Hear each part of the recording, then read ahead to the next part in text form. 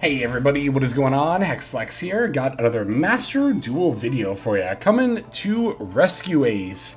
Continuing on with our Season 31 deck profile, starting at the top of Tier 1. We did Fire King Snake already. Here's the other, what I consider to be the other Tier 1 deck of the format, which is Rescue Ace.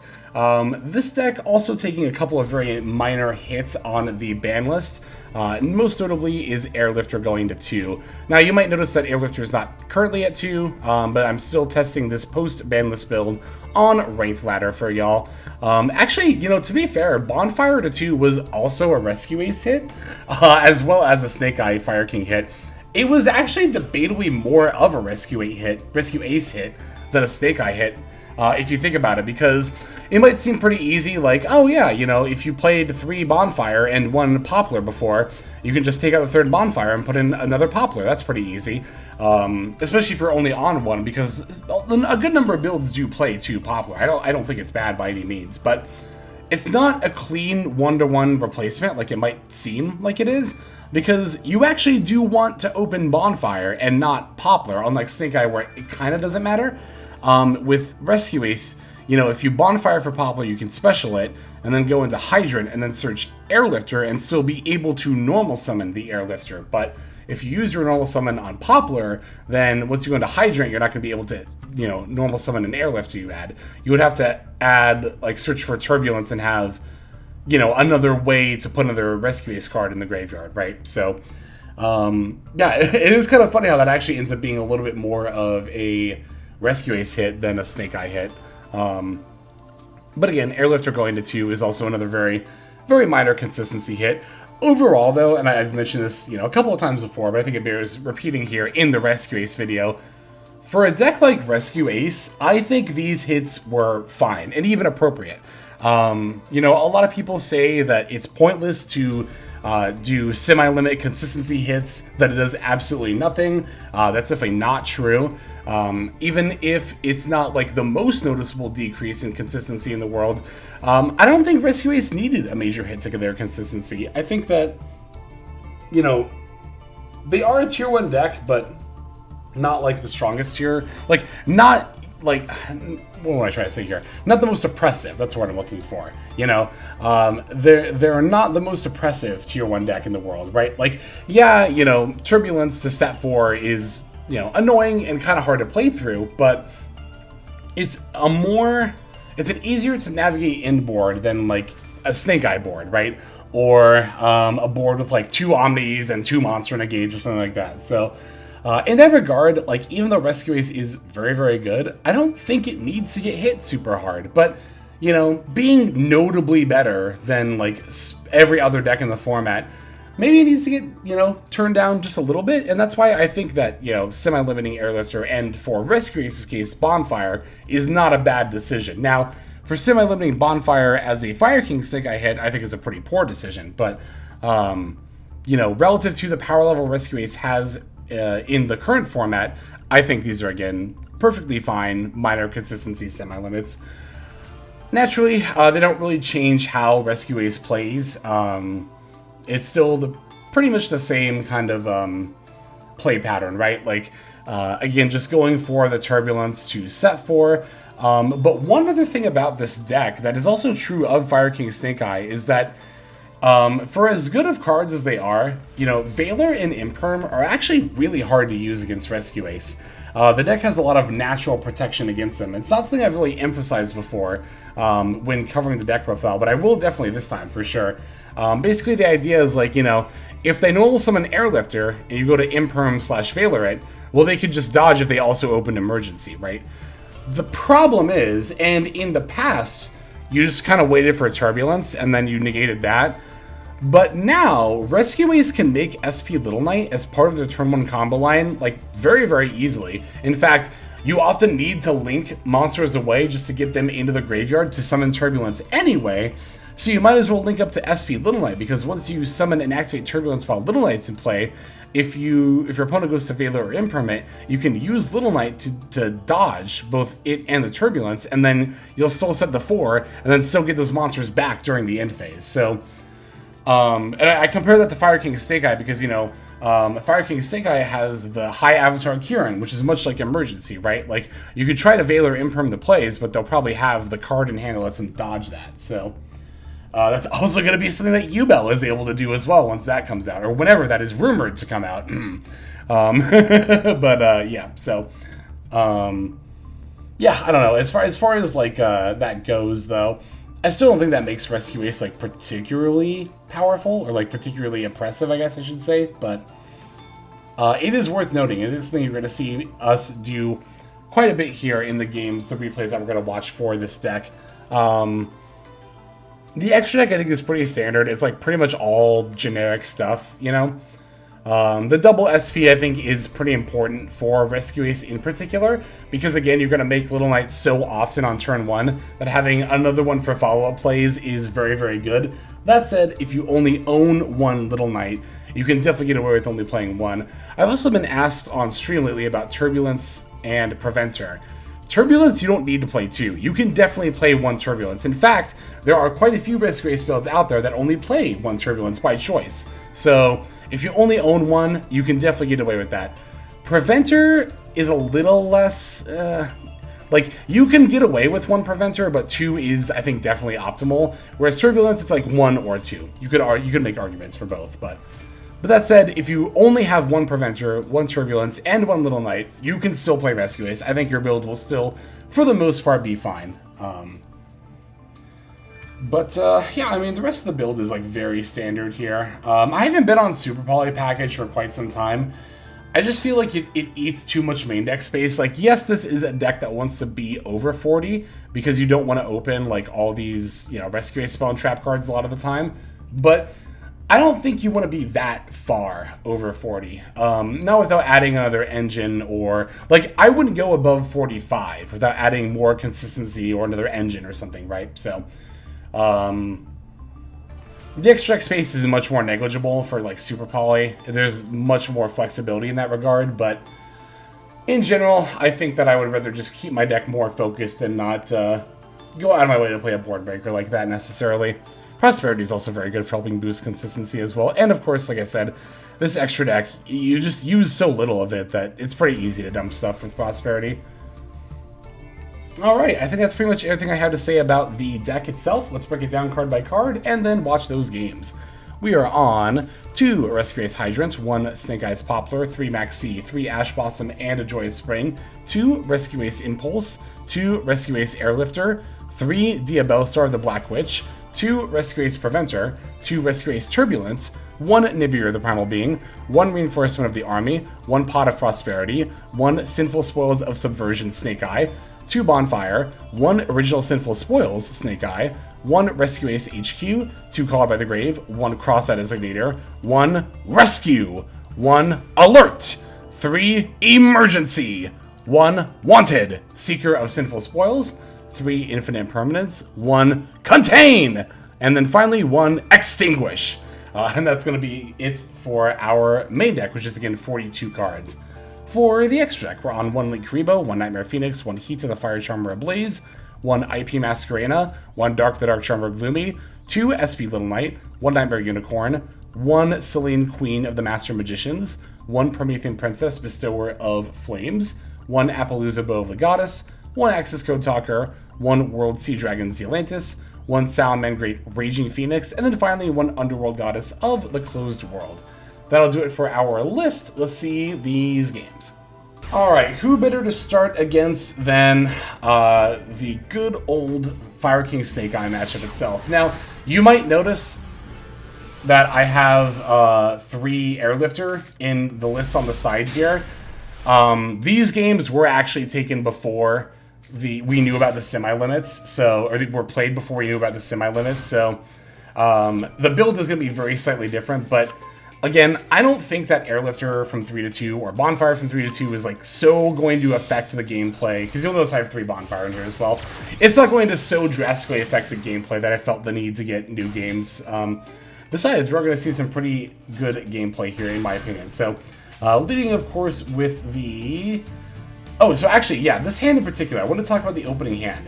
You might see an opening hand like this. Original Sin, Cross Out, Preventer, Alert, and Ash, and be like, well, that's a dead hand. But actually, it's not. This hand is going to not only have plays, but be a full combo. Just because you don't open, like, Bonfire, Poplar, Emergency, or Airlifter doesn't mean you don't have plays. So, we started by normaling Ash Blossom, original standard for Hydrant. Hydrant to add Turbulence.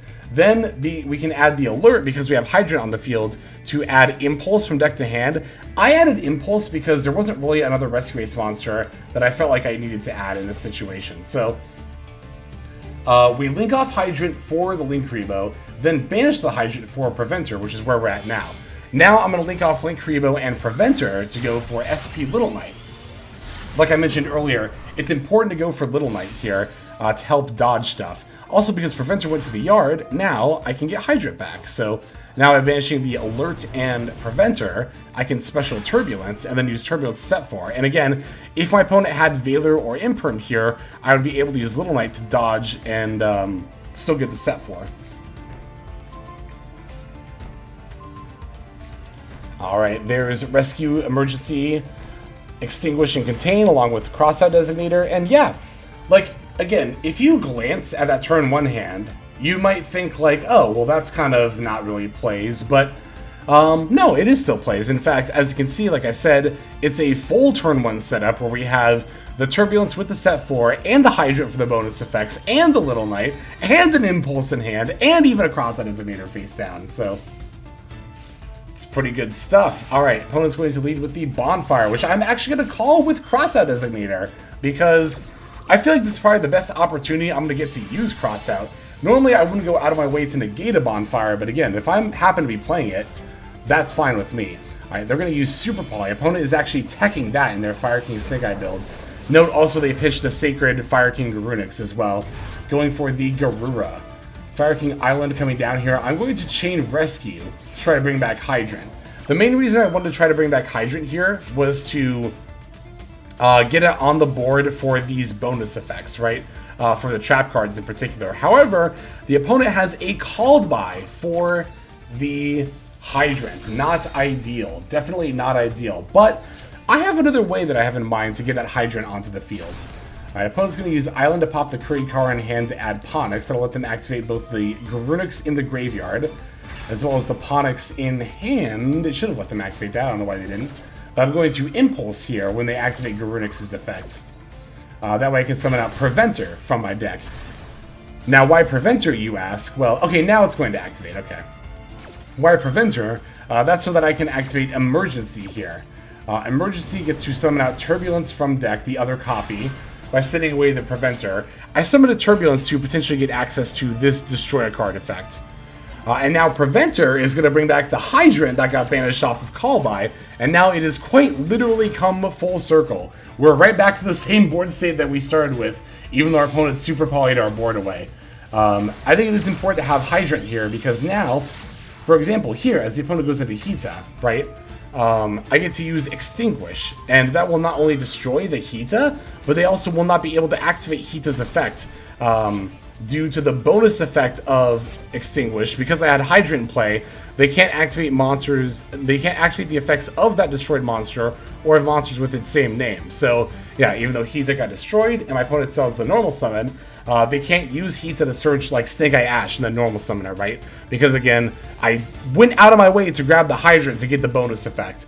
That's not always correct, but I think in this situation it was, and I think it often can be. As my opponent moves to battle here, I'm going to use Contain on the Garunix. They're going to chain Skyburn, target new Garunix and Little Knight. Of course, I'm going to use Little Knight to help dodge the destruction. I'll dodge with the Hydrant here. Skyburn pops new Garunix, Contain kind of fizzles out. Opponent moves to main phase 2, sets their last card. And in phase, I get to bring back Hydrant and Little Knight. So, oh, and that Airlifter top deck was just like icing on the cake. Because that's the thing, right? Because Hydrant got call-byed, I can't search with it, but it's okay. I simply peeled the Airlifter anyway for the field spell to put back all of my Rescue Ace spell and trap cards, and even drawing the Alert here. I like using Turbulence to set 4 before I combo and, like, you know, link it away or something, to make sure I have the follow-up plays for sure, you know, if I need them. But here, it's like, we're so fine. I can simply make the Promethean Princess with Little Knight and Hydrant, and then Prom Princess F to bring back the Preventer, move to battle phase, and pretty easily swing in for lethal here. Alright.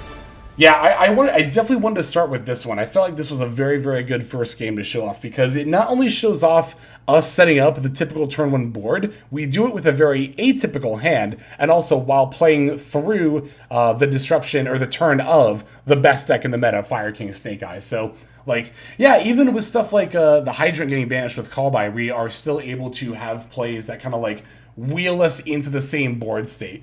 That's the thing about Rescue Ace is, another reason why I like it as a tier 1 deck more than something like Fire King Snake Eyes, I do feel like it is more skill testing, especially in situations like that, where, like, I mean, yeah, Rescue Ace might seem like it's very easy on the surface to play. Oh, you just summon Turbulence and set 4. That's not hard, but there are so many little nuances, and I think this game, again, did a very good example of highlighting those little nuances and how your decision-making and knowledge of the deck definitely matters a lot when it comes to something like Rescue Ace. Again, might seem very simple on the surface, but does have quite a bit of maneuvering you need to do sometimes. So, all right, there is our first game. Let us go ahead and move on into the next one. All right, got our next duel here against Tierliament. Oh, I don't remember if it's Horus or not. That's so bad. I literally looked at the list not 10 seconds ago, and I don't remember if it had Horus cards in it or not, but we're going to get to go first here. Another pretty good looking turn 1 hand here. Always nice to open Airlifter. Again, we are on a build with 3 Airlifter, but also, I really don't feel like that these plays are going to be significantly different for having the 3 Airlifter and Bonfire. Anyway, Emergency is going to get added here. Our opponent's going to use Tier Cash as we go to activate that. Tier Cash F mills the Soliac and the Heartbeat, which is actually pretty not good for us because they not only get to add a monster off the Soliac, but Heartbeat just wheels the Soliac right back into their hand. So that was actually a pretty good mill for them. I mean, it would have been better to mill a Fuser, of course, but all things considered, that was not a bad mill at all. Alright, gonna Hydrant for Impulse because I already have, like, literally everything else. Gonna summon out the Turbulence by banishing 2. Then link off Hydrant for the Link Rebo. Gonna pretty much do the same thing I did in the last game. Gonna summon Preventer by banishing the Hydrant. And then I get to link off the Preventer and Link Rebo to go for a Little Knight. Now, granted, I didn't think my opponent was gonna be on Veiler or Imperm. Certainly on Imperm because they have a monster, but also Tier is almost never on Veiler. But Little Knight is still good to make here, I think, because I get to banish the Tier Cache, which is good. It's going to stop a lot of mills on their turn. And again, with Preventer, I get to bring back the Hydrant, and then now I get all the bonus effects of my Rescue Ace cards, which is never bad either. It is sometimes good to have Preventer as part of your end board. It is certainly pretty valuable, or can be in that case, but a lot of the time on turn 1, like I said, I'll link it off to summon back the Hydrant for those bonus effects. Alright, opponent's going to Wraithsoth, looks like for the Fenrir. Is that all they did? Yeah, that's all they did. Before moving to battle, I will extinguish the Fenrir. That way we can just pop in and be done with it here. We do know they still have that Rhino Heart in hand, which I imagine, yep, is going to come down during main phase too. So I actually had to chain Impulse on the Rhino Heart here. Opponent's going to Called By the Impulse. I was just going to summon Preventer, but if they would rather I Veiler their Rhino Heart, that is fine too. I mean, I was probably going to do both anyway, but you do need to use Impulse first, because one thing about Impulse is that, where is it? It is a when, not an if. So if you don't chain Impulse directly to your opponent's monster effect, then you're actually not able to use it at all. That's the difference of when versus if, right? So, again, that's why I didn't Veiler first, because you have to use Impulse directly in response to your opponent. It's like Ash Blossom, you know, Ash Blossom is the same way. If you don't Ash directly into the card that procced it, then you won't be able to use it if you know, later in the chain link. Same with Impulse, but yeah, here they're just going to concede into that setup. So I guess more than anything else, this is showing off the turn 1 setup again, although with a much better opening hand. But at the same time, I did also want to highlight that I do think it was very worth it to go into Little Knight instead of leaving Preventer on the field. I see some Rescue Ace boards where they'll just like leave the Preventer in play to try to get the face down, like turning a monster face down. which I guess in some matchups can be good, but especially against Tierliament, I knew was not going to be very valuable at all because Tier, or not just Tier, but literally everything that fuses, you can fuse with face down monsters. So turning a monster face down doesn't really do nearly as much against fusion decks as it does against, like, you know, Synchro, Link, or Xyz. So anyway, got one more game for us here. Let's finish off with that one. And our last opponent is certainly someone who's after my own heart, as they are on pure Sprite. They are utilizing the Hero Kid package, which is not bad. I have historically not been as much of a fan of it, but I mean, especially if you're going to go pure Sprite without even adventure stuff nowadays, it's like, you know, there's not much else you can really do.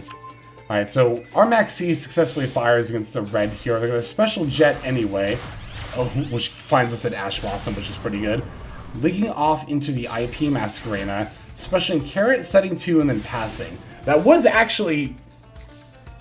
Wait, that was actually 5 summons, wasn't it? 1, 2, 3, 4. No, never mind, JK, it was only 4. I was going to say, why would I have nibbed there? But anyway, Max C drawing us into quite a few stuff. I mean, if it wasn't Bonfire or Airlifter, we still had, like, the Hydrant in hand as well to potentially just make plays with. Although Hydrant by itself doesn't really do that much, does it? Actually, what did our opening hand look like? How much did Max C really affect this? Oh, we opened Bonfire and Impulse anyway, so yeah, we would have been fine. Anyway, gonna Poplar for the Linkuriboh. Opponent's going to Sprite Starter as I go to activate the Poplar effect. We're definitely gonna fire off the Ash Blossom against that. And let's see what they end up having here, because they do still have that back row. Original Sin, I'm gonna send away the Poplar for the Hydrant. Opponent has Sprite Double Cross, that's what it was. Lets them steal our Hydrant, summon it to their zone. I'm no normal Airlifter in response. When it's going to IP, I'm definitely going to fire off the Impulse as well. That way, I pretty much guarantee that I'm going to get to Turbulence here by summoning it off of Impulse. Oh, but that's right, they link away my Turbulence in order to make the Underworld Goddess, White Woman, jump scare! So, Airlifter does still let us find Emergency, though. Got us negating our board, but I'm going to link off with Linkuriboh and Airlifter and go for my SP Little Knight. Because this card does in fact banish, or target rather, not banish, so... I guess, you know what, to be fair, I didn't even think about this, but I was looking at, like, usage rates for Master Duel recently, and I saw that Underworld Goddess has been seeing, not like a super severe, but a noticeable decrease in play. I didn't even consider this before, but that's probably because of Little Knight, isn't it? Because every deck, or sorry, only 73% of decks, have access to a very easy targetable out to the Underworld Goddess, which is, again, probably why this is losing favor a little bit. So, okay, that makes a lot of sense. But here I can Emergency for another Turbulence, but opponent's last card is Gamma!